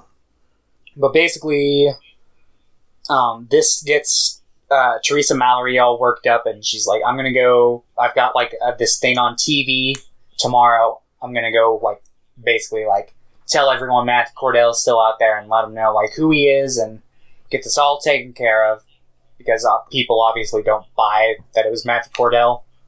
And they think that currently this is just a copycat killer of the killer who was in the last movie instead of just solidly being Cordell. So she's about to leave town, but the psychiatrist decides to go with her. What is that character's name? Susan. Susan Ripley. Yeah. I'm just gonna call her Susan. Get that. Susan! So Susan's like, I'll go with you, but the caddy ends up, like, getting a flat tire, so he has to pull over, and then she, like, Mallory sees the cop car, like, coming up behind, so she, like, just gets into the front seat and goes on a wild car chase, and then she ends up, like, getting out of the car and trying to attack him with a chainsaw, but he snaps her neck and he handcuffs, I already forgot the name I said I was going to remember. Susan. God, I'm so bad with names. Yeah, he handcuffs her to a steering wheel. Like, she's still standing outside the car, and he handcuffs her and puts it in, like, neutral or drive and, like, pushes it down a road. Yeah. And this is probably one of the best scenes in the movie. Like, this scene is really well done. Yeah. And she ends up being okay. Like, she gets out of it. Oh yeah, she's like skating down the streets, like almost crashing into things, being like, ah! Yeah. But she eventually is able to like jump into the car and she's trying to stop it, but she does like crash and she flips over, but a cop does come and like she is saved. Yeah. So. And now it's time for Steven Turkel. Oh yes, Turkel. So Turkel is basically like a serial rapist killer. He hangs out at like the local strip club, and he ends up like basically like following the stripper home, and he's gonna like rape and kill her. But then there's like some, is it cops show up and like try to bust him before Matthew Cordell like shows up and Matthew Cordell shows up. He's gonna kill, I think, both of them originally, but then 2 cops bust down the door as well, and they start fighting Cordell, and Cordell, destroys them. Okay. And then kills Cheryl. No, doesn't kill Cheryl. But Cordell helps Turkel to escape up the fire exit. Yeah. And then they, he's like, come to my become place. friends. He's like, Turkel's like, wow, thanks, man. Yeah, I know you. You're the Maniac Cop. I can't believe I've met you. Yeah, so they just basically, like, go to his house and they're chilling out. He's like, yeah, this is legit. I'm friends with the Maniac Cop. We're gonna start an army and take over the world. Whatever. He's like, well, what should I call you, man? Here, let me grab you a pencil to write down. He starts walking over, and then you just hear, Cordell. Yeah. He just says it, and, like, that's the only words he ever says. In any of the movies, I believe. Yeah, I think so. Pretty cool. Yeah, so let's see. I'm trying to remember how Turkel gets arrested. He immediately... So Cheryl's still alive, but they pretend that she's dead. And she goes to, like, a strip club with the police. Oh, yeah. And Turkel's there. And she's like, that's him! And the police go and chase her. Dobby's, like, chasing him. But Susan just fucking punches him in the face and knocks him out. Yeah. Okay, I remember that. So, they arrest him. They have him in the cell. And he's like, I'm friends with the Maniac Cop. You guys are gonna fucking regret locking me in here. I'm friends with the Maniac Cop. So let me see. I'm trying to remember. Like, I feel like the second half of this movie was not super memorable to me until like the climax. Because it's super like fast paced when you're watching it, so it's just like, oh man. Let's see. Oh yeah, so Cordell shows up. He's like behind like some shooting targets and basically like kills all the cops who are in there. And they end up like stealing a big like police bus, and they take Susan hostage with Turkel, and there's like a couple other guys. There's like a guy in Joseph, I think. Yeah.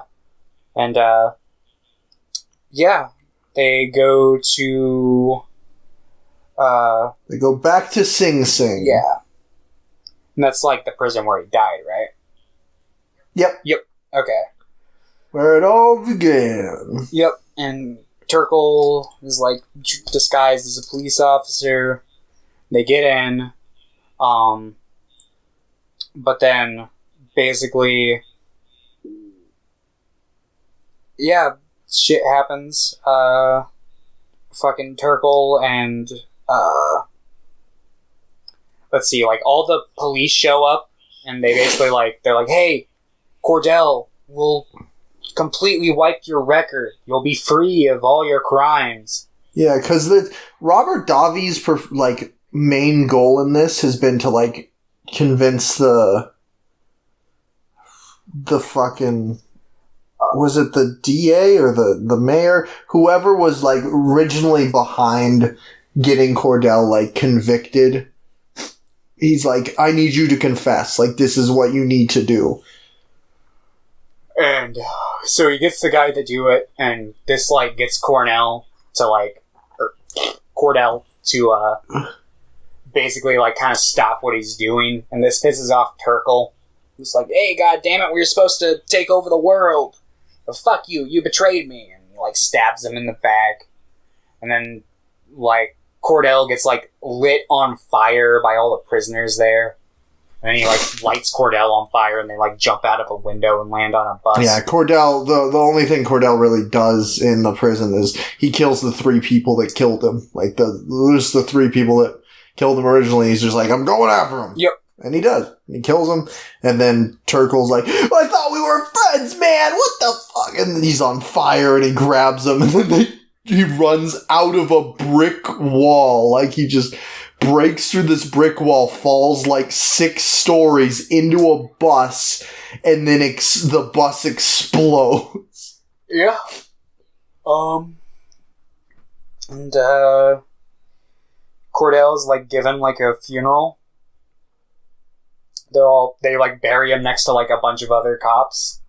They're like, yeah, we're gonna honor him as the cop we want to remember, instead of the Maniac Cop. But then, Cordell's hand, like, pushes through the coffin and grabs his badge, and that's, like, the end of this movie. Yeah, there's I like this line at the end that Robert Davi's, like, talking to Susan Ripley, walking away, and he's like, there's a little maniac cop in every cop in the city. There's a Cordell in all of us. Yeah. And I'm like, dude, do you not understand, like, how crazy you sound when you say things like that? I mean, it definitely shows in his character that he's got a little maniac cop in him. Yeah. I don't Definitely. Hopefully most other police officers don't, but I don't know. Police officers in Maniac Cop are pretty much, like, most of them are crazy. But yeah. But no, I really like this movie. Like, the climax is really, really fun. Yeah, in my opinion. I thought the climax is a little weak on this one. I like the stunt where they jump out of the building and land on the bus. Maybe it's just that part, but they land on the bus and then it just explodes. Also, I just like that. I just think this movie, like, this as a sequel is just really strong because it's like better in every way. I feel it. I think it definitely did improve a lot. And I do enjoy it more than the first one, but I've got kind of, like, similar overall feelings of the first one, where it's like, I don't know if I'll be, like, rewatching this one anytime soon. Like, I thought, well, all the stunt work, and I thought, like, Maniac Cop's makeup looked really good in this one, even though it was apparently, like, the worst thing ever, to the point where the director was like, yo, if you just put up with it, I will pay for you and your girlfriend to have, like, a trip to Hawaii at the end of this. Which he kept his word on, so. Yeah, from what I know, it seems like William Lustig's a pretty nice guy. Yeah, no, he seems like a very nice director. And for movies, like, low-budget movies in the 80s like this, like, I always think of, like, stuff like the Death Wish movies, because those movies are, like, really gross. And, like, the director of those movies is apparently, like, really gross in real life. So I always just, like, I know that this isn't, like, the Death Wish movies or anything, but I always think, like, low-budget horror movies from this era tend to have, like, I don't know. That's always, like, the kind of setup I picture behind the scenes, even if it's not. But You know who's a horror director that's pretty gross? As in, like, the worst man alive. Who? Victor Salva. Oh, yeah, no, he's terrible.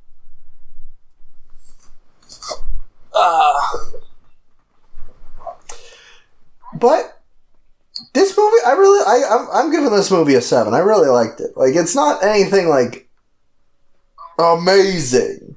But I really liked it. And there were some parts that I loved. Like the car part. Yeah, the car part was definitely the highlight of the movie for me. I would give this one a 6. Oh, but this one's like a high 6. Yeah. Cool.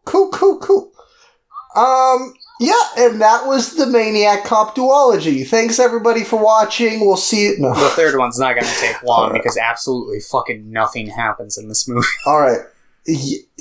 I was actually really surprised when the movie ended, Maniac Cop 3, because it felt like I hadn't been watching anything. Yeah, I know. Like, I had a similar... Like, I can say that it's, once it got to the... It feels really short, I guess. That's the best thing I can say about it, because it felt like I hadn't...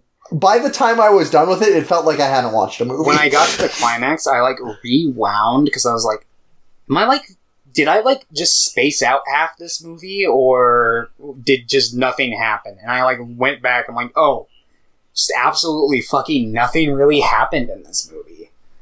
I mean, obviously things happen, just it really doesn't feel like it.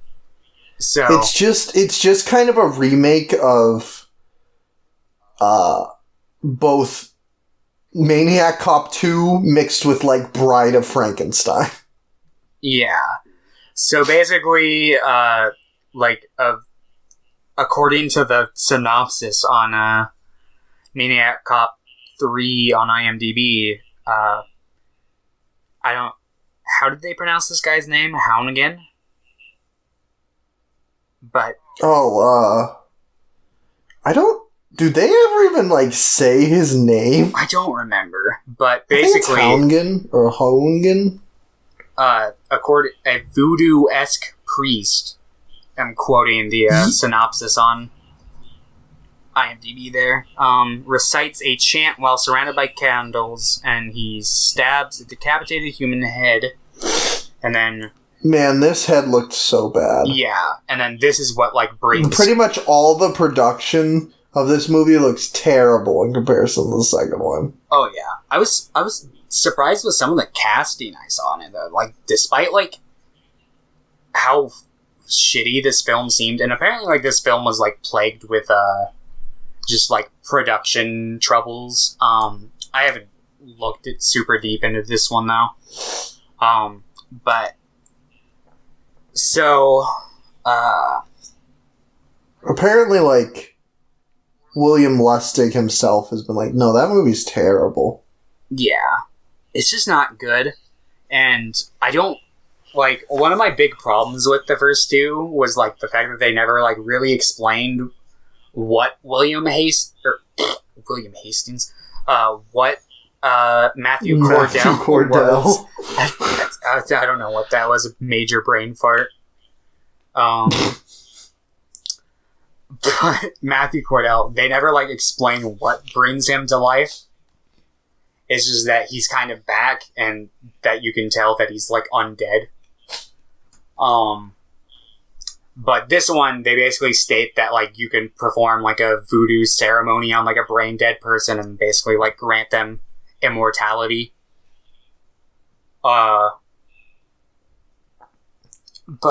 Yeah, so... It's, McKinney again in this one. He, doesn't really, I don't know. I feel like he doesn't have much of an arc in this one. But, basically... He also doesn't... He just... All the character development seems to happen off-screen in between the two movies. He's a completely different character, in my opinion, in the third one. He's, less crazy. They make the woman cop crazy instead. Yeah.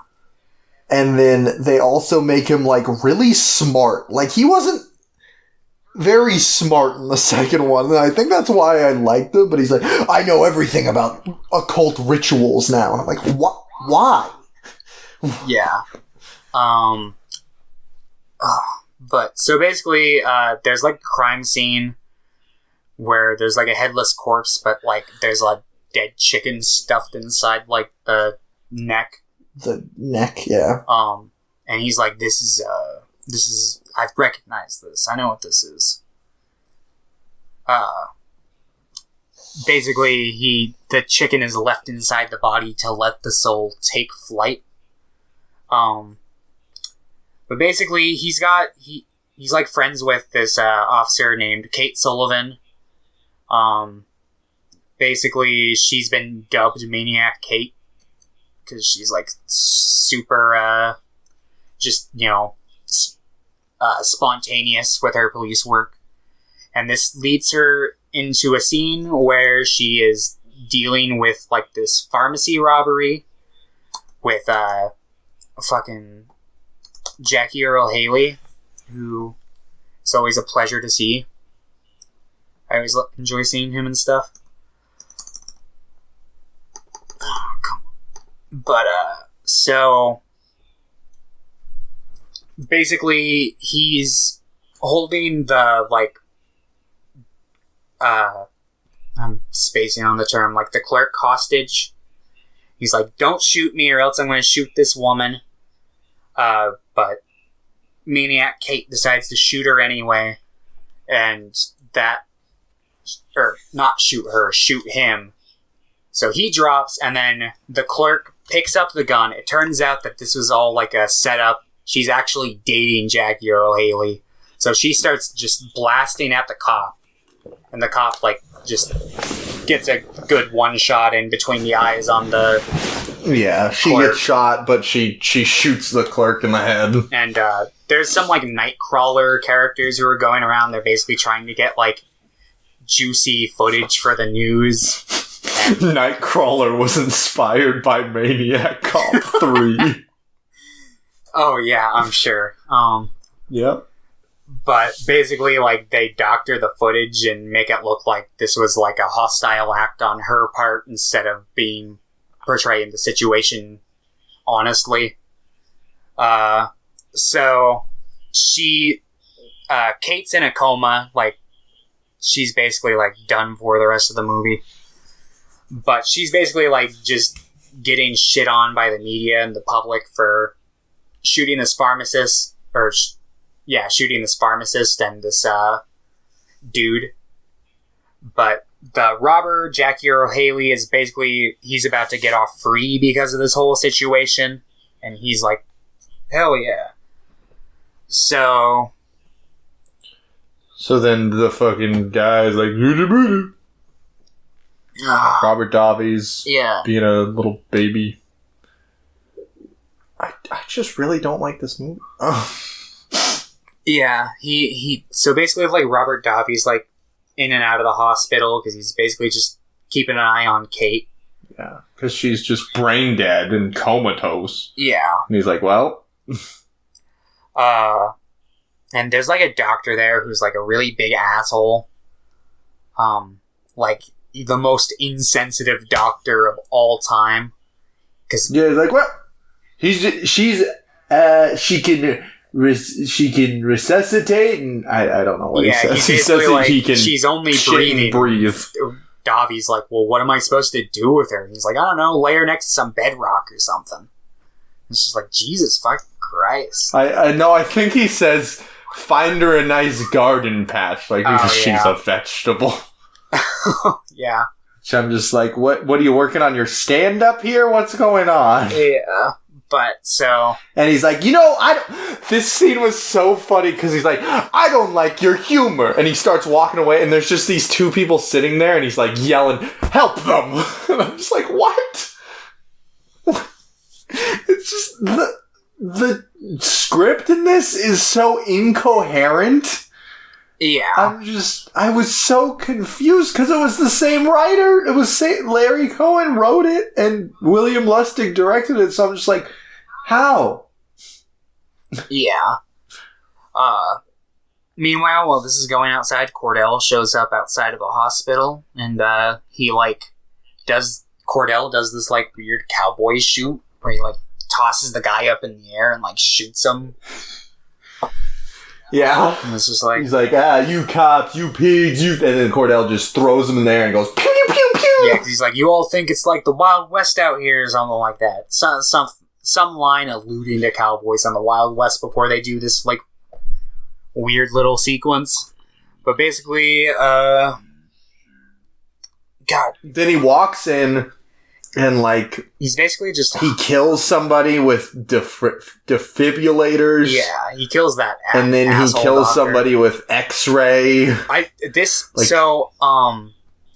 That's Robert Forster, who is one of the guys who I was, like, surprised to see in the movie. I was like, what the fuck? Because he's walking around with a... I don't know the name of the actor, but the dude who's in The Breakfast Club. Paul Gleason. Paul Gleason, yeah. And I was just like, what the... They got these two, like, really decently sized actors to be in this movie, and then they're, like, both in, like, just this one scene, and it's just, like, it was funny. But Robert Forster, he's in, like, Jackie Brown, and, he's in... Isn't he in Mulholland Drive? He's in Mulholland Drive, and he's in Twin Peaks: The Return. Nice! Yeah. He's only in, like, one scene in Mulholland Drive. There's, like, a deleted scene he's in as well. He's in the Gus Van Sant, or Van Sant remake of Psycho. Oh, yeah. Okay.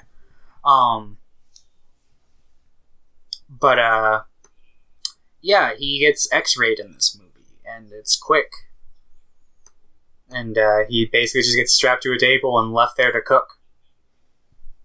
And one of the nurses, like, finds him. So, basically, there's, like, a scene where while, McKinney's been going in and, like, taking care of and keeping Kate company, he's been, like, befriending this nurse there who's, what is her name? Dr. Susan Fowler? Yeah, okay. Had to make sure that was right, because I saw the Susan, I'm like, that's not the Susan from the last movie, is it? So he befriends, like, this, Dr. Susan Fowler there, and she basically, like, witnesses, like, this giant, scary cop go down into, like, their boiler room, which used to, like, apparently, like, lead all over town. So, McKinney goes down there, and he finds, the one dude. What was that guy's name? He's not even, like, on the top credits of the people on the IMDb page. Who? Ted Raimi? Not Ted Raimi, the guy who brings him back to life. Oh, what the fuck is his name? Houngan, or the guy who played him? Haugen. Or Houngan. Yeah. Okay, so yeah, he finds Houngan down there, and Houngan basically, like, confesses, like, yeah, I brought Cordell back to life. Yep, and don't worry, like, you two are gonna, like, you're on a collision course for each other. And he's like, oh, okay. There are ideas that are expressed in the second movie that they touch on in this movie. Yeah, like this idea that they're going to meet because they're, like, the same, pretty much, is interesting. If that's all the third movie was, I'd probably really like it. Because the second movie, they barely, like, you know, I don't know if they ever interact. Like, Robert Davi is, like, trying to do it without, like, facing him himself. Because he's, like, going to the governor or whatever. But in this one, it's just like, what the fuck's going on? Yeah, I'm not sure. But basically, Robert Cordell, like, releases Jackie Earle Haley's character. And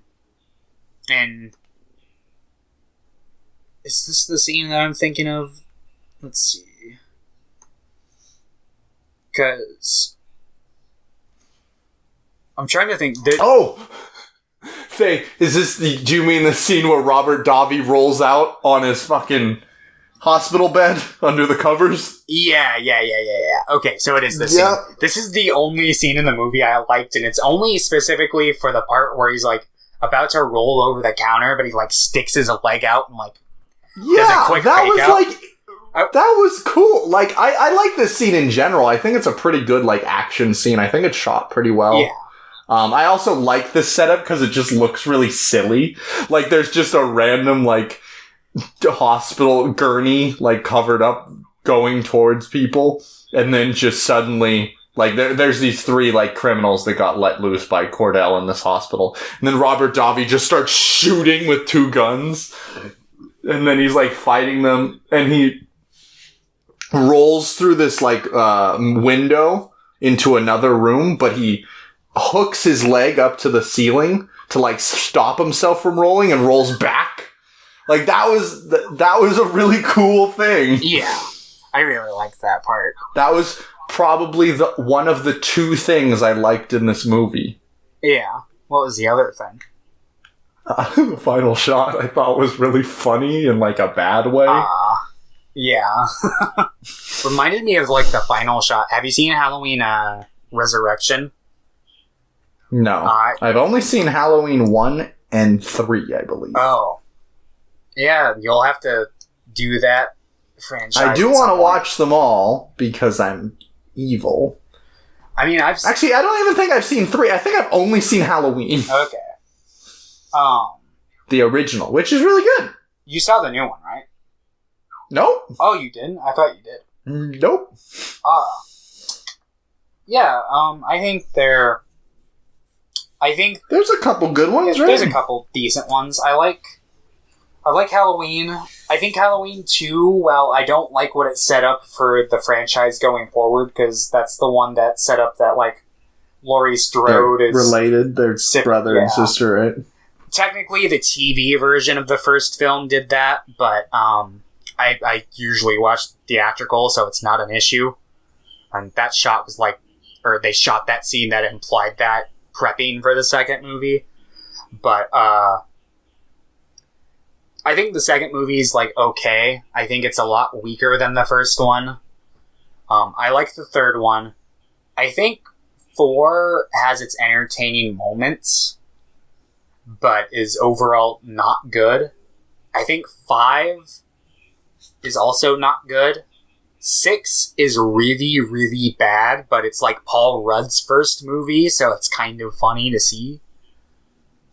And then H2O, I genuinely like. I think that one's pretty good. I feel like it's a lot more build-up than it is payoff, and I wish that there was just a little more. But I think that one's still overall really good. Resurrection is shit. That's the follow-up to H2O. And then the Rob Zombie duology is pretty bad. And then they did the new one, which I thought was okay. I had my problems with it, but in terms of just like an entertaining Halloween movie, it was alright. But now I'm going to cut short this Halloween tangent and continue talking about Maniac Cop 3. Yeah, the only thing, I know pretty much the storyline of every Halloween movie because I think I watched, like, James Rolfe's videos on them. Yeah, it's interesting because, like, they continue the numbered thing, but they, like, there's, like, 3 different timelines throughout the series, so it's just, like... Yeah, because there's Halloween 1 through 6, then there's Halloween... And then H2O, and then there's Halloween, and then the new Halloween, right? Yeah, and then there's, like, the Rob Zombie and then, of stuff. course, the Rob Zombie Halloween, yeah, which is the superior one. And they're doing, like, a couple... apparently there's 2 new sequels upcoming for... Yeah, Halloween Kills and Halloween Ends, I believe. Yeah. I'm pretty excited for those. I'll probably go see them in theaters, just to... I don't know, it's kind of interesting, because I grew up watching the Halloween movies, and it's, like, kind of nice seeing them in theaters. Makes me feel like I'm there for the next part of the franchise, and I think they're fun, so yeah. But anyway, Maniac Cop 3, so Cordell steals what was her name? Kate. Maniac Kate. Yeah, Kate. So he steals Kate's body and takes her down to the little place below the boiler room that it leads to, that we met the one guy earlier, Houngan. I will never be able to remember that name. I will always have to scroll up to see what it is. Houngan. Anyway. Well, maybe not, because he dies in this scene. basically, he sets up the ceremony. He explains, he's like, yeah, we're basically building Maniac Cop a wife because he's lonely. And then it doesn't work. Houndgen is basically like, her soul refuses to come to the body, so I guess we're SOL. And then Cordell just kills Houndgen. And then, while he does this, he sets Kate's entire body on fire. Does he set himself on fire in this scene as well? Because, I think so. Yeah. Just everyone's on fire. And then Susan and McKinney, like, escape. And, they're driving down the road, but Cornell, like, follows them in a flaming car. Yeah, he is on fire because the car's on fire. And then I thought this scene was stupid. Basically, he, like, catches up with them, and they have, like, an oxygen tank that they, like, toss into his car. And they're just basically trying to get away. But then they're like, oh, we gotta get away. But then he grabs the car. And it's just like, oh, man, this oxygen tank just conveniently blows up at just the right moment. Yeah, they like, cut off his arm with, like, a sign or something. Yeah, they, like, drive through something. And then they crash and flip over, and he's like about to come and get them, and then his car explodes and he dies. And I'm like, he already exploded. Yeah. What? And then they get out of the car. Robert Davi has like a one-liner and then picks up the still lit on fire, decapitated or like arm of fucking Michael Cordell or Matt Cordell and lights a cigarette with his firearm. Which is the one part I liked, just because, like, it's bad, but I at least thought it was, like, funny. Yeah. And then, we see that the hospital, the morgue, there's the bodies of, Cordell and Kate left side by side, and then, Cordell moves his hand and grabs her hand. Yep.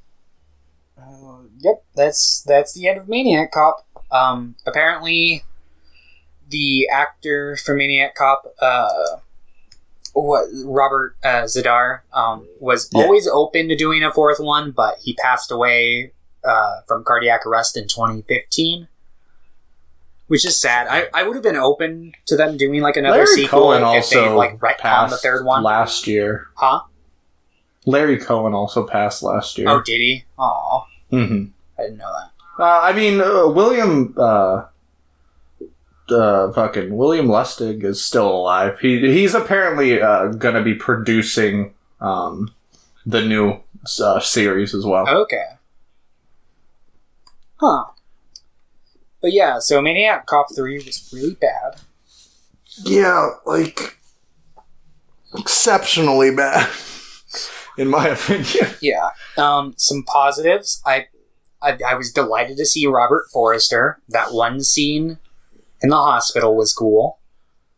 Yeah. The makeup I thought the makeup looked better in this movie than it did in the first, so I'll give it that.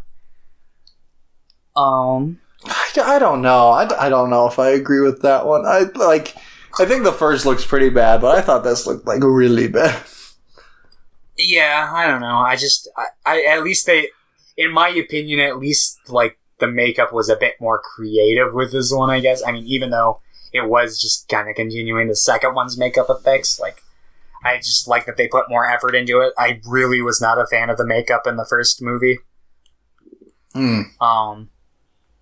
But yeah, aside from that, this movie's a fucking piece of shit. Bad. Yeah.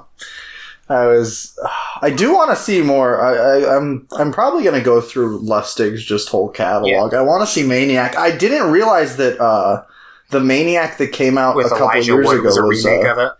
Yeah, that he produced. And I've heard pretty good things about that one as well. Yeah. I don't know if you've seen it or not. No, I haven't. I like watching Elijah Wood movies. I think he's a pretty interesting, like, actor outside. Like, he's fantastic in Lord of the Rings, but I really like seeing his non-Lord of the Rings roles because he likes to get weird in some of them. He's like one of those, like, Daniel Radcliffe types where he's like, all right, I acknowledge that I'm forever going to be known as this one role, so I'm going to I'm forever going to have, like, money from these roles, so I'm just going to go do random shit. Yeah, like, you've seen Sin City, have you? I have not seen Sin City. You should watch Sin City at some point, just specifically for Elijah Wood's role in that movie. He is so good. And it's just, I like the first Sin City. I think it's a fun kind of creative I've heard the first one's pretty good. Yeah, I never watched the A Dame to Kill For or whatever the sequel was. I heard that one was not very good, but I couldn't say for myself. But yeah, I would give Maniac Cop 3 I would give it a 2. I don't think it's quite... I'm also giving it a 2. Like, there were enough parts that weren't terrible, and I also think that Robert Davi was pretty good in the role, even though, like, the writing was really bad for him. Like, he was still fine. Yeah. I don't think he's, like, as energetic or as, like, amazing as Bruce Campbell, like, as a performer, but his character's more interesting, and even though they, like, do a lot of bad shit with his character, and this one, there's enough runoff from the second movie that still makes his character, like, okay in my eyes. So. Yeah. But everything else was really bad, and I hope I never have to watch Maniac Cop 3 for the rest of my life. Same. Okay. Okay, so next week will be another director deep dive, I believe. Yep. Oh, it'll be exactly the first when it comes out. Oh, nice. Alright, so Thomas, who are we... So you've seen 4 of the 5 movies we're going to be watching? Is that what you said? Yes. Has it been a while, or...? For some of them, it's been a while. I watched through at least 3 of them within the last, like, year and a half to 2 years, so it's not, like, been super long, but it's been a little while. Alright, who's it gonna be? Alright, it's a director known as Paul Thomas Anderson. Oh, shit! Okay. Oh, shit. So the 5 we're going to be watching, this was really hard, and I prioritized stuff I had seen over stuff I hadn't seen, because I kind of wanted to create this arc, because watching him develop as a filmmaker is really interesting, because his third film, Magnolia, is, like, really fucking good. And then... Yeah, it's... Apparently, like... Because There Will Be Blood is really fucking good as well. And I'm just going to tell you the movies we're going to be watching. We're going to start with his first movie, Heart 8. Then... okay. Boogie Nights, which I know you're not a big Marky Mark fan, but... I've heard he's really good in that, though, so... Yeah. It's fine with me. I like him in the movie. Like, I think he does a serviceable job with the performance, and I think that the rest of the cast is, like, really good. And I think it's a good movie. Magnolia, There Will Be Blood, and The Master. Cool. So, out of those, I have seen Magnolia. It's been a long time. Yep. That movie's also very long. Yes. And I've seen There Will Be Blood, Mm-hmm. which we watched for our movie club, like, a year ago. Yeah. You were there, right? Yeah. Of course. That was one of the first movie clubs. Yeah. I have not seen The Master, but I've heard from, like, a decent chunk of people that it's, like, his best film. I've heard that Philip Seymour Hoffman is just, like, incredible in The Master. I hear everyone's incredible, so I'm super excited for it. So I basically did his, like, first 6 film arc, only we're skipping Punch Drunk Love just because I didn't have room for it, and I felt like out of all of them, like, it didn't feel like it was part of the arc. Like, I like Punch Drunk Love quite a bit, but yeah, it's a good movie. I feel like because it came out, like, after There Will Be Blood and in between The Master, and I was just like, I can't remember. Have you seen Couch? It came out before There Will Be Blood, actually. My bad. Have you seen his short film Couch? No, I haven't seen any of his short films. I almost thought about. You should watch Couch. Okay, I'll check that out. I almost thought about adding Enema to it because I still haven't seen that either, and that's the one that Tom.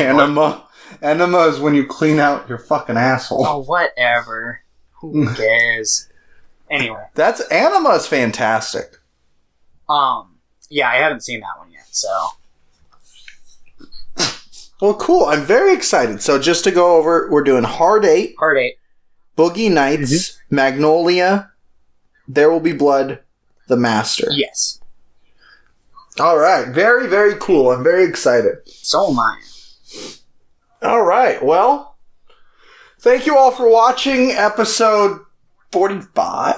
I think so. Of Screen Weens. We're getting very close to our number 50, which will be a crazy big event. We're going to do lots of dancing, piñatas, and yeah. Don't forget to tell your grandma. Yeah. All right. My nose is getting funky, so time to go. Bye, everybody. Adios.